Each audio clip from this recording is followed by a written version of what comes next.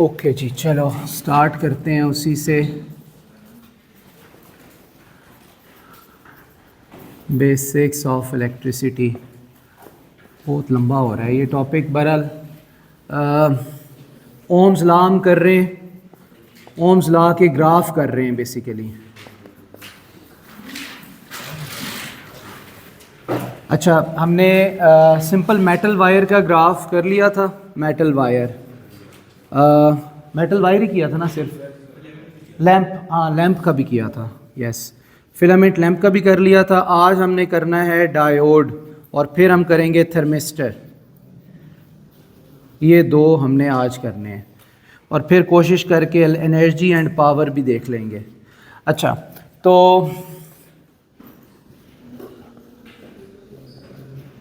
graphical analysis of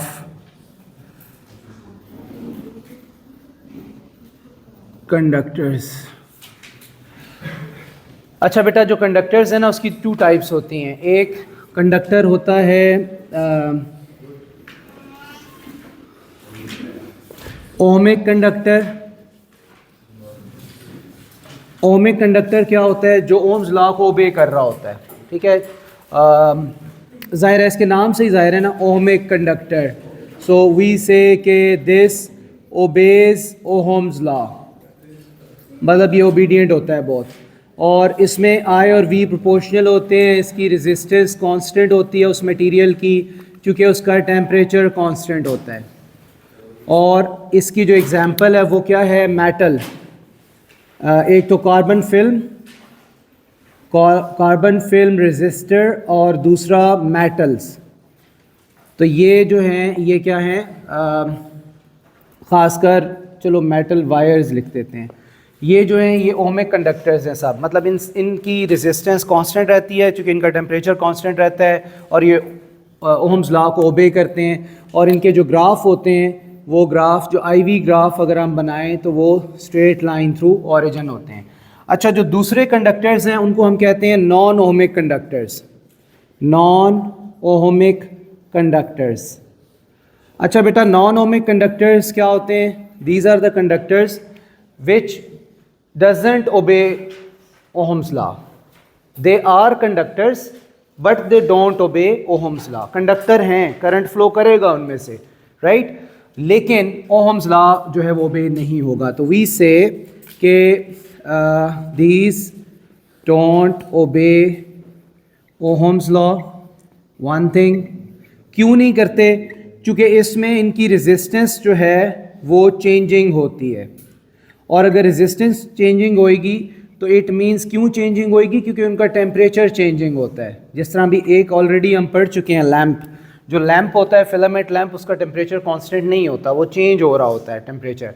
that's why उसकी resistance change होती है। तो वी से जो लैंप होता है वो एक नॉन ओहमिक कंडक्टर है। अच्छा, इसके अगर एग्जांपल्स हमें ऑलरेडी पता है। एक फिलामेंट लैंप है और दूसरा जो है वो डायोड है। तो फिलामेंट लैंप और डायोड जो हैं, दीज आर द टू, और भी हैं लेकिन हमारे सिलेबस में ये टू एग्जांपल्स हैं जो कि नॉन ओहमिक कंडक्टर्स हैं। इनके ग्राफ अगर हम बनाएं तो फिलामेंट का ग्राफ हम ऑलरेडी बना चुके हैं। फिलामेंट का ग्राफ जो है वो पहले हल्का सा स्ट्रेट होता है और फिर ये कर्व्ड होना शुरू हो जाता है। और same goes for other axis. तो ये फिलामेंट लैंप का आईवी ग्राफ है। अगर मैं इसी को वी आई ग्राफ करूं, क्योंकि सम टाइम वो एक्सिस को स्विच भी कर देता है, तो अगर वी आई स्वाइप कर लें हम इसको, तो फिर वी आई ग्राफ जो है इसका वो यहाँ से हल्का सा स्ट्रेट और फिर वो वी की तरफ जाएगा और वो वी की तरफ जाएगा, ठीक है। तो ये जो है ये हल्का सा स्ट्रेट और फिर वी की तरफ जा रहा है। तो ये जो दोनों ग्राफ्स हैं ये किसके आईवी ग्राफ्स हैं?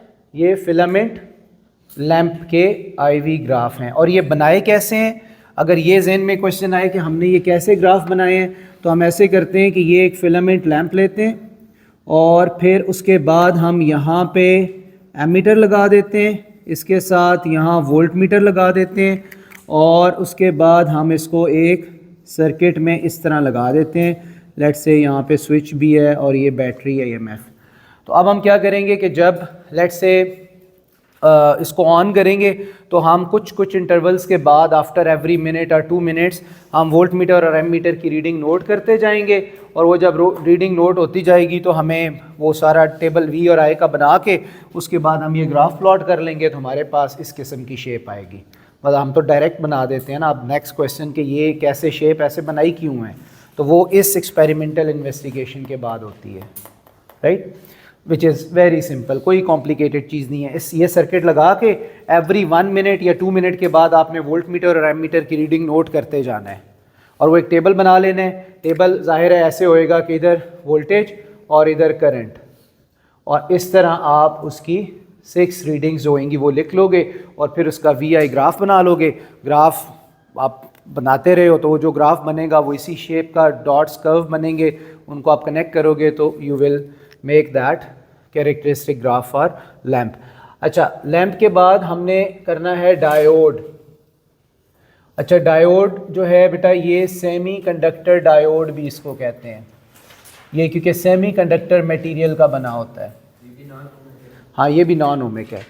अब डायोड थोड़ा बहुत आपको आइडिया है इसका, थोड़ा सा हमने और इसको देखना है।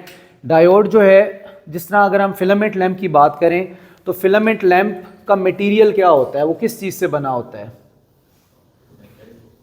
उसके अंदर जो स्प्रिंग फिलामेंट होता है वो किस चीज़ का होता है? मेटल का, और वो टंगस्टन होता है। तो टंगस्टन एक मेटल है, टंगस्टन जो कि एक मेटल है, और ऐसी मेटल है जिसका हाई मेल्टिंग पॉइंट होता है और उसकी हाई रेजिस्टिविटी होती है। ठीक है, ये दो इसके फीचर हैं। टंगस्टन का फिलामेंट होता है जो कि एक मेटल है, इसका हाई मेल्टिंग पॉइंट है, बहुत हाई टेम्परेचर पे भी ये मेल्ट नहीं होएगा, और इसकी हाई रेजिस्टिविटी होती है। हाई रेजिस्टिविटी का फ़ायदा क्या होता है कि वो जो है वो करंट को हीट में ज़्यादा कन्वर्ट करता है। मतलब देखो, हमें हाई रेजिस्टिविटी कहाँ चाहिए? जहाँ हमें हीट चाहिए करंट से, और लो रेजिस्टिविटी कहाँ यूज़ करनी है? जहाँ हमने करंट को आगे ट्रांसपोर्ट करना है। तो जो ट्रांसपोर्टिंग वायर्स होती हैं कॉपर की, जो करंट लेके जाती हैं, जिस तरह ये स्विच से इस LED तक लाइट जो वायर जा रही है, वो लो रेजिस्टिविटी की चाहिए कि वो करंट को यूज़ ना करे, आगे भेजे। लेकिन जो फिलामेंट होता है या जो हीटर कॉइल होती है, वो क्या हमें चाहिए होता है? वो हाई रेजिस्टिविटी का चाहिए होता है। क्यों? ताकि वो करंट को रोके, और रोकने के प्रोसेस में फिर उससे हीट एनर्जी जो है वो प्रोड्यूस होती जाए। ठीक है।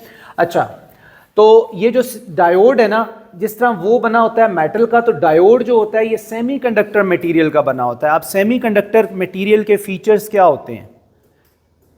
सेमीकंडक्टर, सेमी मतलब वो फुली कंडक्टर नहीं है, सेमी कंडक्टर। तो सेमी कंडक्टर का मतलब ये है, ये एक ऐसा मटेरियल होता है जो एट टाइम्स कंडक्टर बन जाता है और एट टाइम्स इंसुलेटर बन जाता है। इस वजह से इसको सेमी कंडक्टर कहते हैं। ये नहीं कि वो थोड़ा सा कंडक्टर है, वो एट टाइम्स कंडक्टर है, fully at times fully insulator है। और उसकी सबसे कॉमन एग्जांपल सब लोगों के घरों में होगी, मतलब आप most of you are already aware of that, solar panels. Solar panels जो होते हैं ये सेमीकंडक्टर मटेरियल के बने होते हैं, सिलिकॉन के, बिल्कुल। अब ये क्या करते हैं, दिन के टाइम जब ये एक्सपोज होते हैं लाइट में, तो फिजिकल कंडीशन चेंज है कि वो लाइट में एक्सपोज हैं। असल में हीट पे ये चलते हैं, लाइट पे नहीं चलते, हीट पे चलते हैं। इंफ्रारेड, हम तो कहते हैं ना लाइट, असल में वो हीट पे चल रहे होते हैं, इंफ्रारेड रेज पे। ठीक है, तो उसमें क्या होता है कि जब टेम्परेचर बहुत हाई होता है समर में, तो वो इलेक्ट्रिसिटी बहुत बना रहे होते हैं। लेकिन विंटर में जब टेम्परेचर एनवायरनमेंट का ड्रॉप हो जाता है, तो उस टाइम उनकी प्रोडक्शन भी लो हो जाती है। लाइट, हम ये नहीं कहते लाइट कम है, लाइट उतनी आ रही है, हीट कम हो गई है असल में, दैट्स वाई उनकी प्रोडक्टिविटी कम हो जाती है। तो जो सोलर सेल्स हैं, सोलर पैनल्स हैं, देखो दिन के टाइम वो कंडक्टर होते हैं, आपको करंट दे रहे हैं। रात के टाइम क्या होते हैं?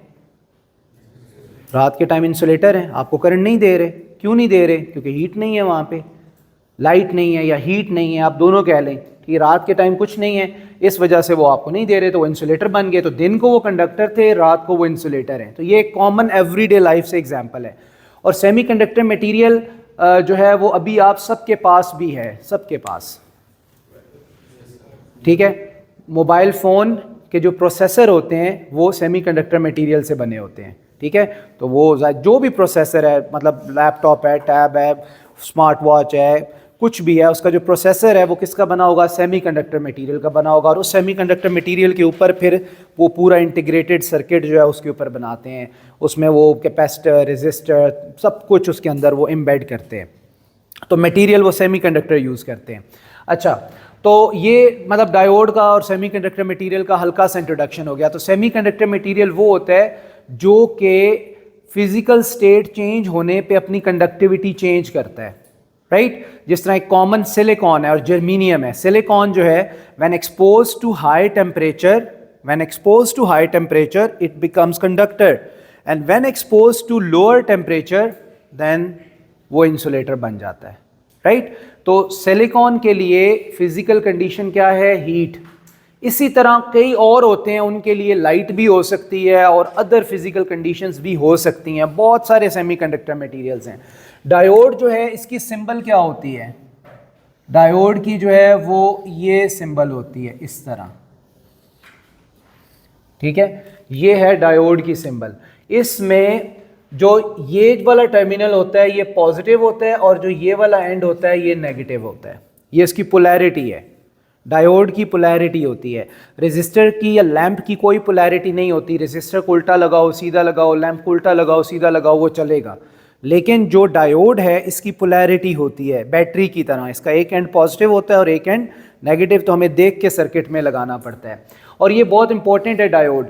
डायोड जो है ये जो मोबाइल फ़ोन और लैपटॉप चार्जर्स होते हैं उन चार्जर के अंदर भी डायोड लगा होता है, क्योंकि इसका काम एक और भी होता है। ये डायोड जो है ये एसी को डीसी में भी कन्वर्ट करता है, एसी इंटू डीसी। और किधर होता है, ये चार्जर्स के अंदर होता है, ठीक है? और दूसरा जो है ये जो डायोड है ये, अब ये डायोड बना किस चीज़ का है, ये डायोड बना हुआ सेमीकंडक्टर मटेरियल का है। जिस तरह लैंप किस चीज़ का बना था, मेटल का। कौन सी मेटल, टंगस्टन। इसी तरह डायोड किसका बना हुआ है, सेमीकंडक्टर मटेरियल का, ये मेटल का नहीं बना हुआ, राइट? अच्छा, इसमें 2 सेमीकंडक्टर मटेरियल्स होते हैं। एक होता है P type semiconductor, SC semiconductor. एक होता है N type semiconductor, SC for semiconductor. तो 2 डिफरेंट मटेरियल्स होते सेमीकंडक्टर है दोनों। एक पी टाइप होता है, एक एन टाइप होता है। पी टाइप क्या है, पी फॉर पॉजिटिव, जिसमें पॉजिटिव चार्ज ज़्यादा होता है और इलेक्ट्रॉन्स उसमें बहुत कम होते हैं। पी का मतलब पॉजिटिव और एन का मतलब क्या हुआ, नेगेटिव। तो उसमें नेगेटिव चार्ज कैरियर ज़्यादा है, मतलब उसमें इलेक्ट्रॉन ज़्यादा हैं। तो इन दोनों को आपस में डोप करते हैं, doping P and N type semiconductor materials. थोड़ा सा मैं ये एब्रीवेशन यूज़ कर रहा हूँ ताकि आप थोड़ा सा दिमाग अपना ज़्यादा यूज़ करें, ठीक है? Doping P and N type semiconductor materials. Doping का मतलब क्या है भाई, आपने उनको कंबाइन करना है। अब कंबाइन ये नहीं कि 2 मटेरियल लेके एक पी टाइप है और एक एन टाइप है तो मैं खाली ग्लू लगा के दोनों को कंबाइन कर दूं कि ये लो भाई हो गया, या उनको कंबाइन करके मैं कोई उसको सोल्डरिंग आयरन से सोल्डर कर दूं और मैं कहूँ हो गया। इस तरह नहीं, उनको डोप करना है। डोपिंग एक स्पेशल प्रोसेस होता है जिसमें वो मेटल एक दूसरे के अंदर इम्बेड हो जाती हैं, ठीक है? इलेक्ट्रॉनिकली इम्बेड कैसे होती हैं, देखो एन टाइप में lot of electrons are there और इधर इलेक्ट्रॉन्स नहीं है। तो जब आप डोप करते हो तो इधर वाले इलेक्ट्रॉन यहाँ पे आ जाते हैं, इस जगह पे, पूरे उसमें नहीं जाते, लेकिन सिर्फ जहाँ पे ये इन कांटेक्ट होता है इलेक्ट्रॉन यहाँ से उधर शिफ्ट हो जाते हैं। जब इलेक्ट्रॉन उधर शिफ्ट हो जाते हैं तो यहाँ पे पीछे कौन सा चार्ज रह जाता है इस जगह पे, पॉजिटिव। वैसे ओवरऑल इसमें इलेक्ट्रॉन्स बहुत ज़्यादा हैं, पूरे में इलेक्ट्रॉन बहुत ज़्यादा हैं और इसमें ओवरऑल पॉजिटिव ज़्यादा है, मतलब इलेक्ट्रॉन कम है, ठीक है? लेकिन जब आपने इनको डोप किया तो ये जो बीच में एक रीजन बन गया है जहाँ पे दोनों इन कांटेक्ट हैं, वहाँ पे चार्जेस स्वाइप हो जाते हैं। क्यों? इलेक्ट्रॉन कहते हैं ये यहाँ पॉजिटिव हैं, लेट्स से इस तरफ जो है वो पॉजिटिव चार्जेस थे तो इलेक्ट्रॉन उसकी तरफ अट्रैक्ट होकर उधर चले गए, और जब ये वाले इलेक्ट्रॉन उधर चले गए तो पीछे पॉजिटिव चार्ज रह गया, ठीक है? इसको होल भी कहते हैं या let's say simple positive charge भी हम कह सकते हैं कि जब एक इलेक्ट्रॉन चला जाएगा तो पीछे पॉजिटिव रह जाता है। ऐसे ही है ना, एक एटम है, एटम में से इलेक्ट्रॉन निकाल दो तो उस एटम के ऊपर कौन सा चार्ज रह जाएगा, पॉजिटिव आ जाएगा।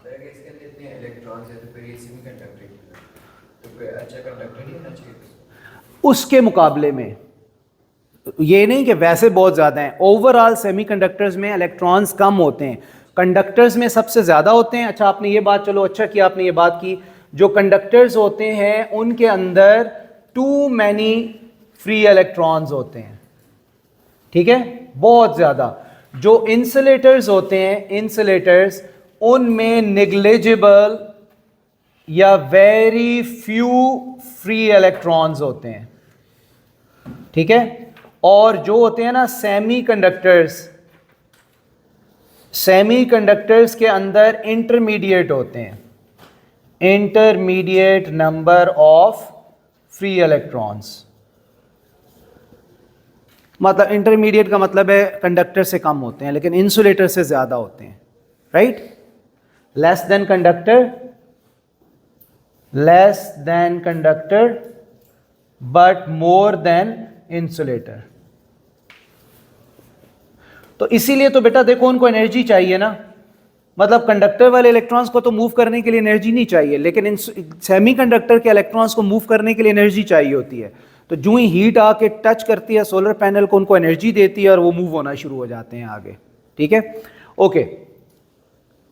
अच्छा अब ये हमने वायर्स भी लगाए, ये जो रीजन होता है ना इसको डिप्लेशन रीजन कहते हैं, depletion region, depletion region.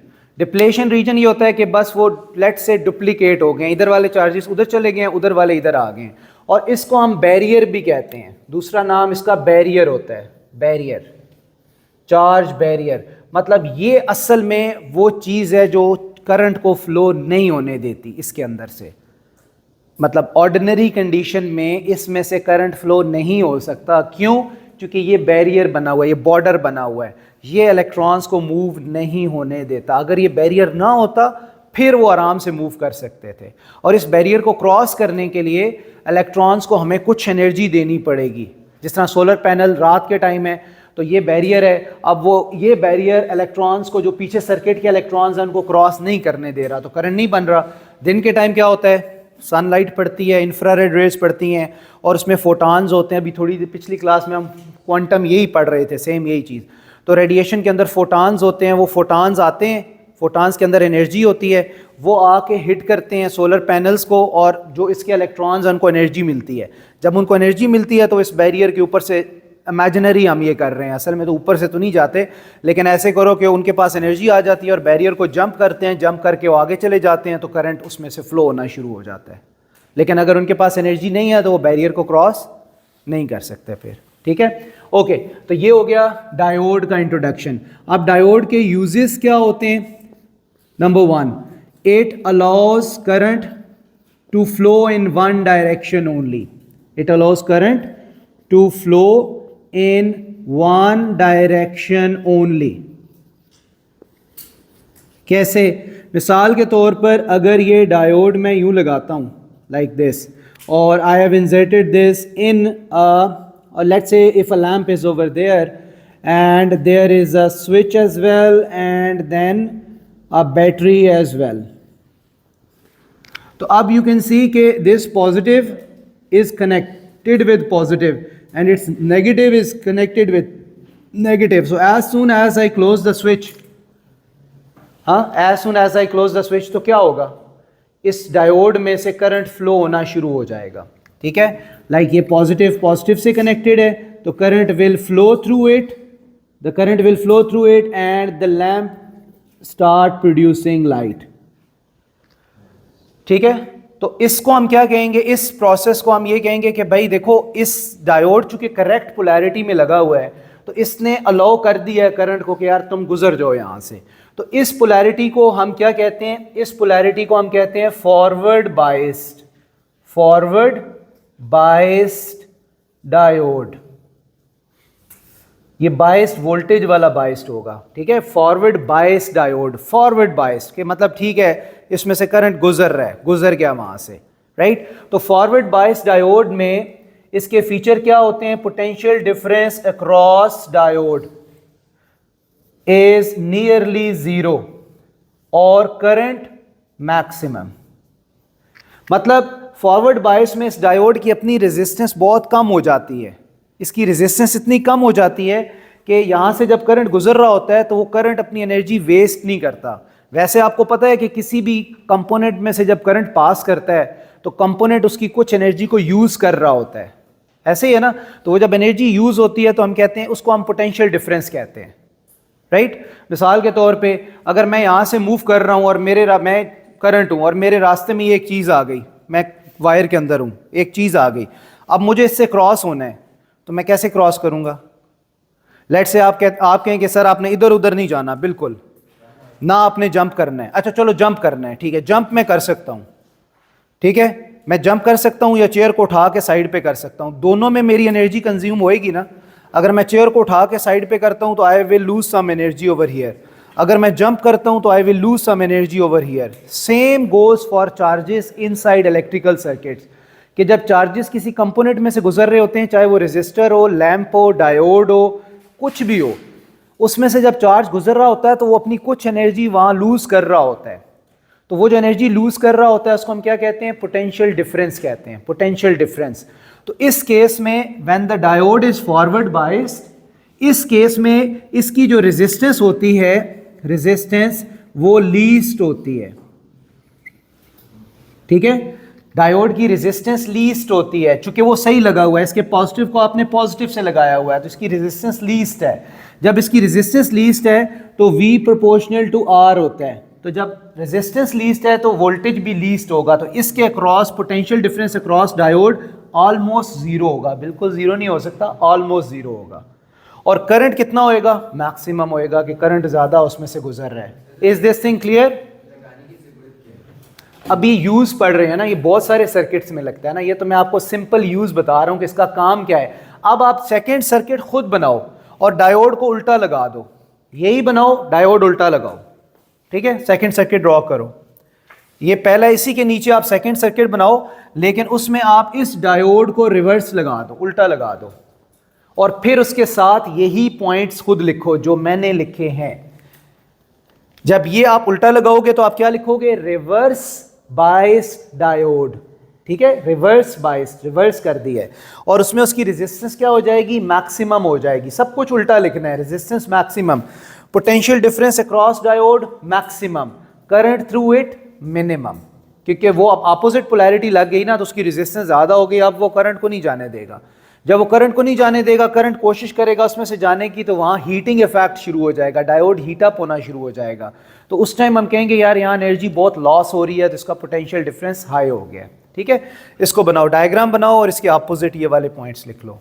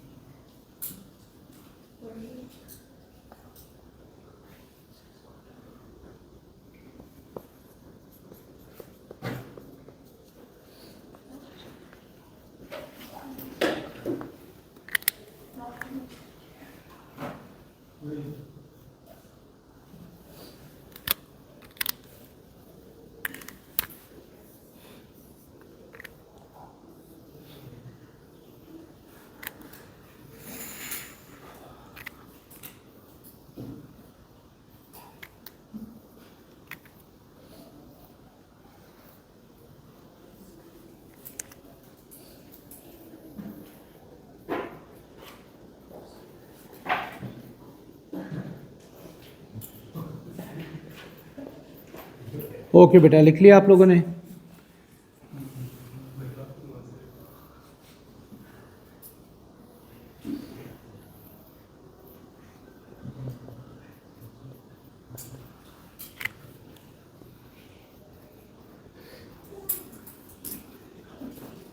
Okay बेटा, आप ज़रा देखो, बना लिया सर्किट सब ने? अगर बना लिया तो इट मीन्स आपको समझ आ गई है उस बात की, ठीक है। डायोड रिवर्स लगाया और इसको रिवर्स बायस डायोड कहेंगे, क्यों रिवर्स कहेंगे? क्योंकि आपने उसका नेगेटिव टर्मिनल जो है वो आपने इसके बैटरी के पॉजिटिव के साथ लगा दिया है इस तरह, ये ठीक है। तो इसलिए इसको हम क्या कहेंगे? इसको हम कहेंगे कि ये रिवर्स बायस्ड है। और रिवर्स बायस में इसकी रेजिस्टेंस क्या होती है? हाई होती है। और अगर रेजिस्टेंस हाई है तो इसके अक्रॉस पोटेंशियल डिफरेंस भी क्या होगा?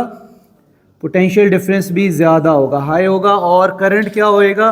करंट इसके थ्रू मिनिमम होएगा या ऑलमोस्ट ज़ीरो होएगा।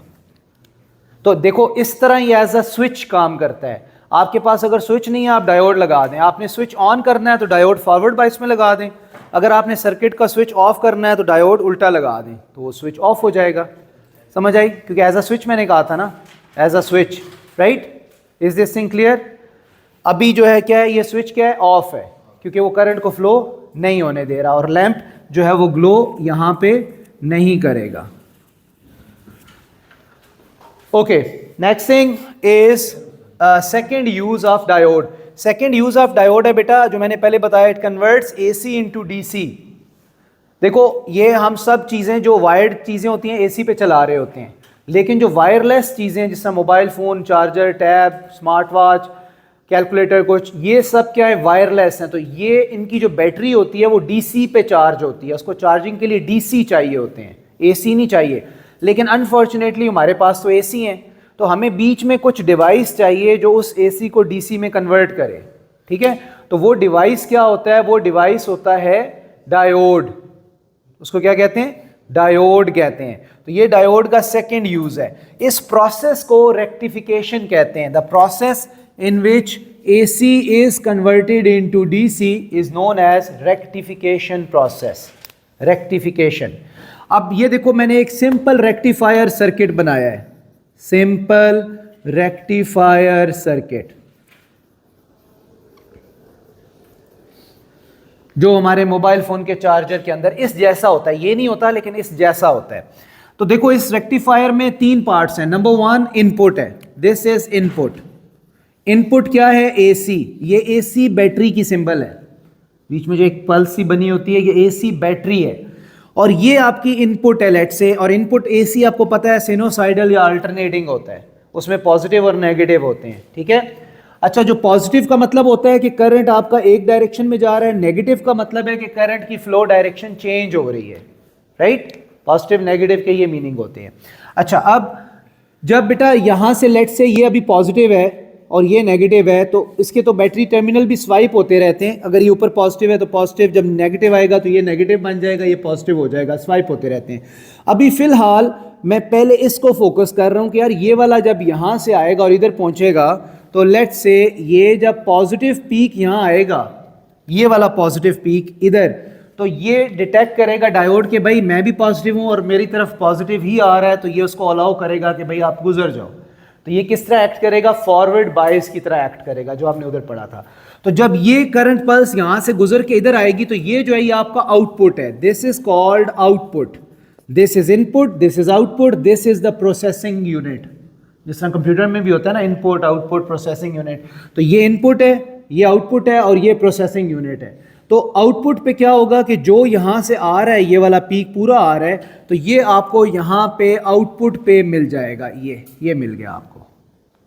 तो you got the positive voltage at there, positive current over there.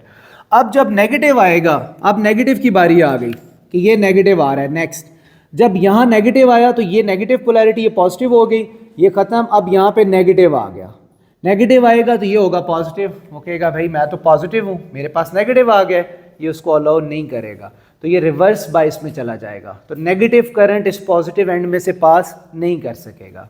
ठीक है, जब पास नहीं कर सकेगा तो इसके वोल्टेज यहां लॉस हो जाएंगे। इस करंट की वजह से ये डायोड थोड़ा हीट अप हो जाएगा, क्योंकि नेगेटिव करंट अगर पास नहीं कर सकता तो कहां जाएगा? वापस तो नहीं जा सकता, उसने वहीं पे अपनी एनर्जी डेसिपेट कर देनी है, राइट? जिसकी वजह से डायोड थोड़ा सा हीट अप हो जाएगा। तो आगे क्या होएगा? आगे यहां पे आपको नेगेटिव नहीं मिला तो उसकी जगह खाली रह गई। अब फिर जब पिछला पॉजिटिव आएगा वही काम होएगा, वो गुजर जाएगा। तो ये पॉजिटिव गुजर गया, इधर आ गया। फिर जब ये नेगेटिव आएगा वो उसको पास नहीं करने देगा, आपके पास ये स्पेस आ जाएगी। तो इस तरह करके क्या होएगा कि जो आप आउटपुट वोल्टेज आप देखो, ये जो आउटपुट है इसको रेक्टिफाइड डीसी कहते हैं। रेक्टिफाइड, कि आपने इसको रेक्टिफाई कर दिया है, एसी को डीसी में कन्वर्ट कर दिया है। और ये डीसी क्यों है? हालांकि इसकी वैल्यू चेंजिंग है, but why this is DC? Because it consist only of positive. तो पॉजिटिव का मतलब होता है कि वो वन डायरेक्शन में फ्लो कर रहा है। जैसे मैंने यहां बताया था कि पॉजिटिव राइट साइड पे है और नेगेटिव लेफ्ट पे है, तो आपके पास सिर्फ क्या आया है? पॉजिटिव आया है। इट मीन्स कि ये करंट जो है ये किधर मूव कर रहा है? राइट की तरफ मूव कर रहा है। तो दिस इज डीसी। सो और भी प्रोसेसेस होते हैं, लेकिन यहां हमने सिर्फ यही पढ़ना था। तो that's how a diode works in the circuit. So एक एज अ स्विच काम करता है और एक जो है वो एसी को डीसी में कन्वर्ट करता है। अभी बस लास्ट हमने इसका ग्राफ बनाना है, तो VIV ग्राफ इसका बना लेते हैं। ओके, अब जो ग्राफ है ये थोड़ा सा इसका डिफरेंट होता है बाकियों से। कैसे? ये पहले इसकी वैल्यू 0 पे चल रही होती है, फिर थोड़ी कर्व बढ़ना शुरू हो जाती है और फिर आखिर में कांस्टेंट हो जाती है। तो इसके 3 पार्ट्स हैं, 1 2 3, 0 1 2 3, ठीक है। और ये इसका ऐसे ही ग्राफ होता है। और उसके बाद इधर अगर हम इसकी बात करें तो ये यहाँ से जाके और फिर यूं हो जाता है। ये इसका कैरेक्टरिस्टिक ग्राफ है जो हमेशा सेम रहता है, इसने कभी चेंज नहीं होना, ठीक है। अब इसको फिर हमने एक्सप्लेन करना है, जो हम नेक्स्ट क्लास में करेंगे। अभी फिलहाल आप केयरफुली इसको बना लो कि 0 से 1 तक बिल्कुल स्ट्रेट लाइन 0 पे, 1 से 2 कर्व लाइन, 2 से 3 जो है वो स्ट्रेट लाइन। हाँ, एक काम आप कर सकते हैं कि आपको पता है कि रेजिस्टेंस जो है वो 1 ग्रेडियंट होता है।